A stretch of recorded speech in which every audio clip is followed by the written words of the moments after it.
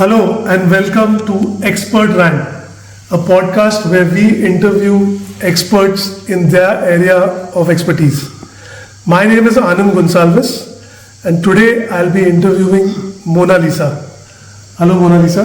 Hello Anand. Mona Lisa is a semiconductor professional. She's one of the few semiconductor professionals in India. Her expertise spans the full semiconductor value chain, right from materials engineering and wafer process optimization to sustainability and AI-driven manufacturing intelligence. She is a postgraduate in material engineering from the prestigious Indian Institute of Science in Bangalore. She also holds an MBA from NMIMS and digital marketing from IIM Indore. She has additional certifications in leadership from Harvard Business School, in environmental sustainability from CII and IGMPI, VLSI chip design from IISc, and advanced AI leadership from IIT Delhi. Over the past 14 years, she has worked with global leaders and has hands-on experience in leading global fabs across 5 countries. Wow, that is some introduction, and there's not a single educational institution which you have spared. IIM, Harvard Business School, IISc. So what got you to doing all of these courses? Thank you for having me here, first of all. And yes, with all humility, I want to become the leader, expert in the semiconductor sector, which is actually trending and actually leading the world today. So that's really very good. Thank you. Before I go into asking you about your subject, I found your name very unique, Mona Lisa. I was wondering, how did you get this name? Did your father pick you up from the Louvre in France? No, not at all. But howsoever, my mom, she gave me my name Mona Lisa, and it was just that I was a smiling baby girl when I was born, and I was not crying. And that was the time when my mom is a avid reader, and that is how she found that Mona Lisa has a unique smile and the most beautiful. So that's why she kept my name as Mona Lisa. Yes. True to your name, you do have a Mona Lisa smile. Thank you. So let's get into our subject today. Sure. So starting with the big picture, when you look across the semiconductor value chain in 2025, what do you think are the top technical challenges that demand a professional's immediate attention? There are actually a lot of problems or kind of challenges which the semicon world is actually facing throughout the value chain. The top 3 critical challenges which this sector is currently facing towards progressing to the next advancement.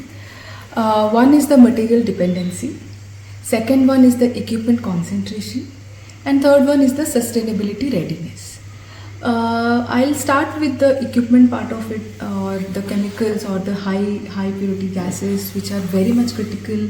72% of the entire material required belongs to this, and this is concentrated only on the eastern side of the world.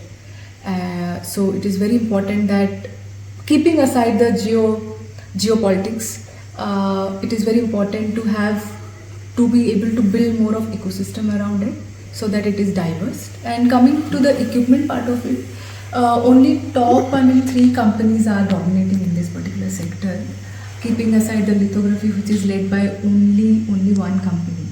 So there is a lot of monopolization in part of the processing equipment side of it, which also needs to really diverse. And the third is the sustainability side, readiness, because sustainability has become a real key aspect or an important term which has been addressed, and this particular sector, as it is driving towards more and more advanced technology, the emissions, the global warming potential gases are really high, and the water consumption which maybe I'll be talking of more in details later. But yes, so like these are the three components which the world is really facing in this sector now. I hope the Indian government is taking steps to mitigate these factors and ensure that our semiconductor industry is doing well. So, okay, I'll move on to the next question. Electronics, AI, and semiconductors are converging faster than ever. Absolutely. What does this mean for process technology roadmaps and manufacturing innovation? Okay. The semicon industry has started with Moore's law, but howsoever the Moore's law is coming towards an end as part of the geometric scaling, if we say, and it is more the rise of more than Moore, it is at a system level convergence what is happening. So AI is no longer external to the fab, rather it is included like embedded inside it, and we are moving towards a AI trained digital twin, simulating yield excursion and optimizing recipes in real time. So it is very important now. The roadmap is no longer in the nanometers. You like must have heard 12 nanometer technology, and now it is moving towards 3 nanometers. So it is no more in nanometers, rather it is more of computational efficiency per hour or per watt, how much power it is consuming and how the efficiency is, and the yield per cubic millimeter.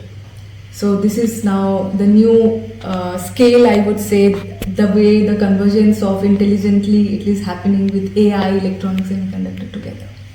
Okay, that's very interesting. So what you're saying is that no more of more. Yes. Okay. So you are a material scientist who has graduated from ISC Bangalore, and you've also authored a paper in the American Chemical Society. So how are materials themselves becoming a bottleneck for semiconductor progress? So materials are the new Moore's law, I would say, because as we are stepping down further, going into angstrom level from nanometers, I'll just give some examples such as copper interconnects are not able to perform. They have really reached their limit. So now new metals such as ruthenium, cobalt, molybdenum are coming up as interconnects, and lots of research are going on to have a better performance in such kind of small aspect ratios. Similarly, for the gates, that is the high K dielectric materials are also moving into hafnium and lanthanum composites. And also we are seeing, I would also want to highlight that the ALD, that is atomic layer deposition, where the efficiency is just 15%, meaning 85% of the precursor what is being used for the deposition is going as waste. Okay. So it's a major concern, and simultaneously, not to actually mention, a lot of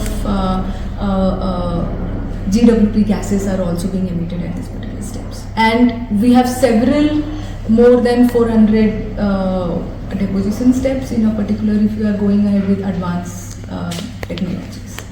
So these materials that you referred to, these will take care they'll be more efficient. Exactly, they are more efficient, and they are addressing to the demand of us. We are kind of shrinking. Copper has really reached its capability limit to be able to act as an interconnect. So copper is always used. See electricity. So like similarly inside a chip, we also have to conduct electricity and make the transistors work, right?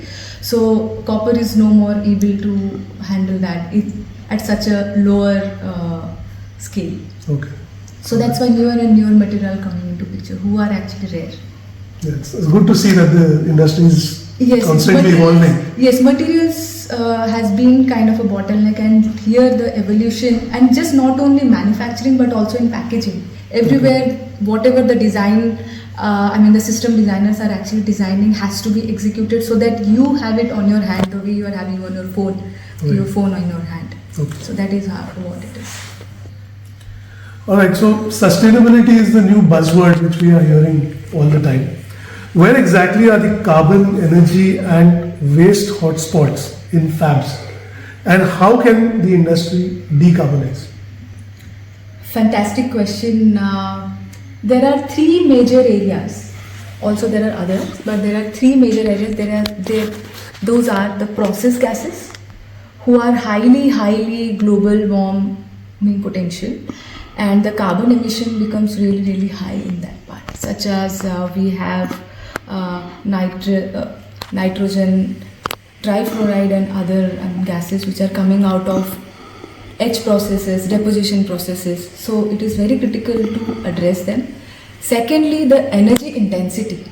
There's a lot of energy consumption is happening in terms of the sub-fab clusters, I would say, which are the purifiers, which are the compressors, and the clean room maintenance, and a lot of energy goes over there, right? Thirdly, the water. It is really valuable. Everybody is concerned about it. The water, the consumption of water for a 300 millimeter diameter wafer fab of a decent capacity needs close to 35 to 45 million liters of ultra pure water per day. So it is very important. Yes, it is a lot, and that is ultra pure water. It is not just the water which is flowing in the river. So it has to get purified, and a lot of energy is also needed for that. And very important to address this concern so that we can recycle at least 90% to be able to reach, and still we are way behind globally, I want to say, on this aspect.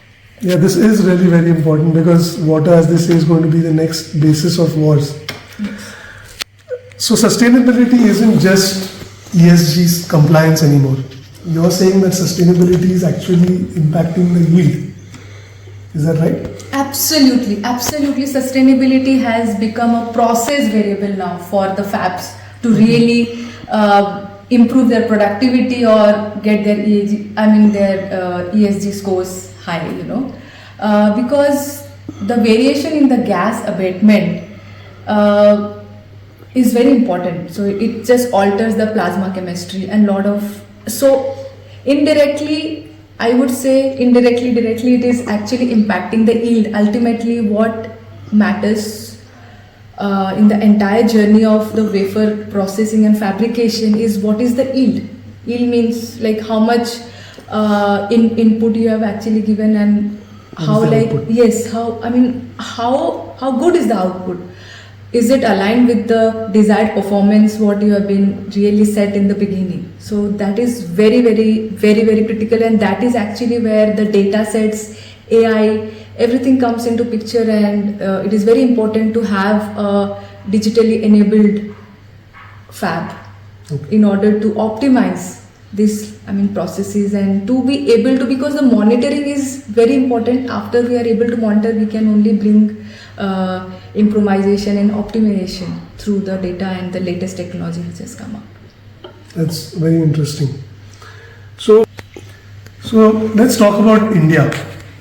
If you had to pick two problem areas where the Indian semiconductor ecosystem needs to focus, and one thing that they should avoid, what do you think that could be? Absolutely, India is really giving a lot of attention, lot of focus. You can see from our Prime Minister, they have actually built up an organization that is Indian Semiconductor Vision, and under the METI, and lot of incentive policy changes have been made to really drive the semiconductor sector, to really boost, I would say, that the entire ecosystem in India. Howsoever, all this while, I just want to highlight the strength of India, what it has in terms of the workforce. 20% of the entire global, the design part of it is from India. So we have already secured the design part of the value chain in India. Howsoever, for the manufacturing, where more than 10 projects have got approval up till now. Okay. Across, yes, so it is really fantastic. So two areas I would say, one, think India should be focusing on the advantages. That is the specialty gases and chemicals. We are having this sector is still getting organized and also developing. So really tap onto into this part, as I had also mentioned in the beginning that the concentration of the specialty gases and chemicals is more on to the eastern side. Yes, side. So India should be also be leveraging on that side to improve its and to be able to build local clusters which they already started to build on. So such as in Gujarat, in Sanand and Dholera, they are making a good ecosystem for a sustainable growth. Second point, since India is starting now building up fabs and coming into the picture, so India is in the sweet spot to address and embed the sustainability manufacturing aspect, which the earlier fabs are trying to go into, but still they have not been able to reach there. So since it is starting afresh, India has a greater chance to embed and to make more advanced AI embedded using digital twins and all advanced manufacturing flows, like intelligent manufacturing, I would say. So that is the way. And what to avoid, I would say, which India is somewhat also following, is to not go ahead with mega fab first, like jumping into fab without building the ecosystem around it, because ecosystem is very, very, very, very critical. Keeping a note on the geopolitics, what is happening with the USA and China, and right, so it is very critical to build and leverage what exists inside India. I mean, in terms of electrical, mechanical, chemical, can be brought together to really boost this ecosystem. Let's hope the people in power are listening to what you have to say and can implement your suggestions. So as we look ahead over the next 10 years, as to 2035, what will define the next generation of semiconductor leaders? Okay. If I see globally, first is that atomic level